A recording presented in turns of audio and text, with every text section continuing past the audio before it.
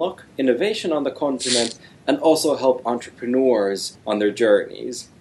And of course, Africa is a huge context, but it's also developing like it's never developed before. And I'm your host, Marcus, and I'm here with a new addition to our growing team, Munya, who is also managing our entry to the large continent and adventure of Africa. And I'll let you introduce yourself to our audience. Thanks, Marcus. Yes, the name is Munya Chiura.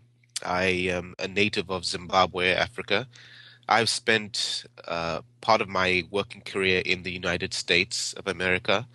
I got educated here in the United States too, and then spent most of my career within the IT telecommunications industry. And in about 2010, after spending quite a significant amount of time on the continent of Africa, made a decision of seeing how I can put all my efforts and desires in terms of how we can help the continent of Africa. And this is how I came to be involved with GrowVC.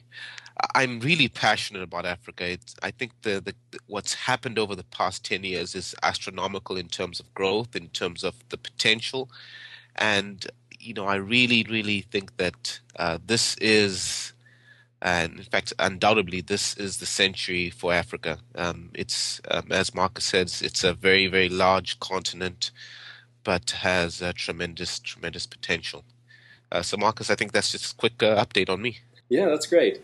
I mean, we can start off in a very high level because, of course, it's vast in its diversity and complexity. But why don't you introduce a continent just in a quick way?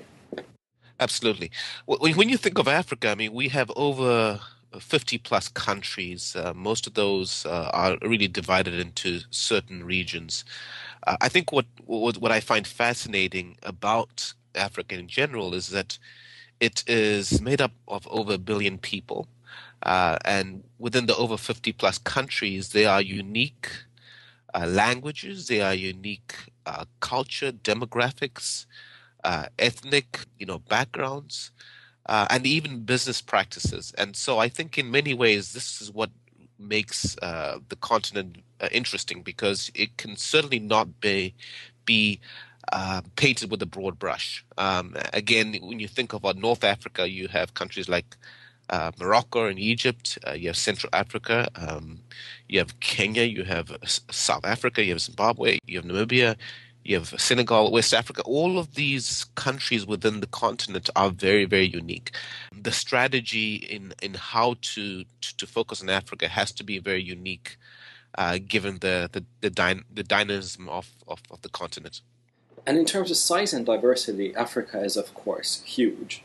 But do you think that there are some general trends going on as the continent develops? Marcus, this is what I find really revolutionary in terms of why I believe Africa is the next continent for significant growth. I can sum it up in 3 words, and that's mobile, mobile, mobile.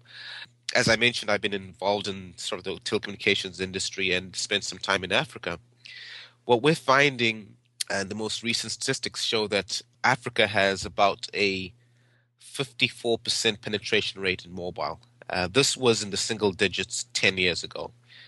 You have countries like Egypt. A study was done where 70% of individuals within Egypt access the internet through a mobile web application or device, and only by a mobile or application device. Same thing with South Africa, has about 57%. So what you're seeing on the continent is a tremendous uptake in the use of mobile and technology. Another interesting statistic that I find mind-boggling is that there's been a 2,000% increase in internet users in Africa over the past 10 years. That's between 2000 and 2010. So you're seeing this tremendous momentum, which is really creating some phenomenal opportunities for people who haven't necessarily had the access to information, either to make decisions or for education or for business purposes. So in many ways, this is, I would say, the most startling and exciting trend that we're seeing on the continent. When we're thinking about economic development and growth in countries, we usually tend to look at maybe Of course, US is a very traditional one, but these emerging markets like Brazil, but then the huge ones like India and China. How do you think Africa looks if you would compare it, for example, to China or India? That's a very interesting point. I was recently reading a report by the IMF that really talked about the growth in Africa, and they consider Africa in general probably the second largest, highest growth, continent. So it's been growing at about 5.4% a year, and some of your what I call sort of BRIC countries, so your Brazil, India, Russia, and China are growing at about 8.6%. So the growth clearly is still higher in those regions. However, you're seeing the steady increase, not only in terms of growth in Africa, but also in terms of overall consumer, spending. So we believe by 2020, you actually will see more spending by an upcoming middle class in Africa that will exceed that of India. So the also growing GDP and purchasing power of Africa is something to really consider and watch as the years go by. All right. What do you think about entrepreneurship? I mean, of course, Africa is huge, so there are different notions and perceptions of entrepreneurship. But how is entrepreneurship? What role has it had in the development of the continent, and how is it perceived there? That's a very good question, Marcus, and I wish I could give you just one or two specific examples that may help in terms of thinking about entrepreneurship. I think that would really put it into context. But I think there are many, many unsung heroes, individuals throughout the continent who are doing amazing things within the entrepreneurial field. For example, M-Pesa, and I think this is sort of the classic example that's been used a lot in terms of entrepreneurship in Africa. It's created a platform. And M-Pesa is a mobile money platform that was actually created through Vodafone and Telecoms Kenya, and they now are at over 29 million users who are using a mobile money application. But what's fascinating about that is not necessarily the introduction to M-Pesa, but it's the opportunities that it's created for entrepreneurs to really think about how they can use this platform, and whether it's the transfer of money, but it's become a core part of their business, and it's almost equivalent to having a mobile wallet, is that you're able to find different value-added services and products that you can tie around the M-Pesa program. So you have very, very distinct examples like that.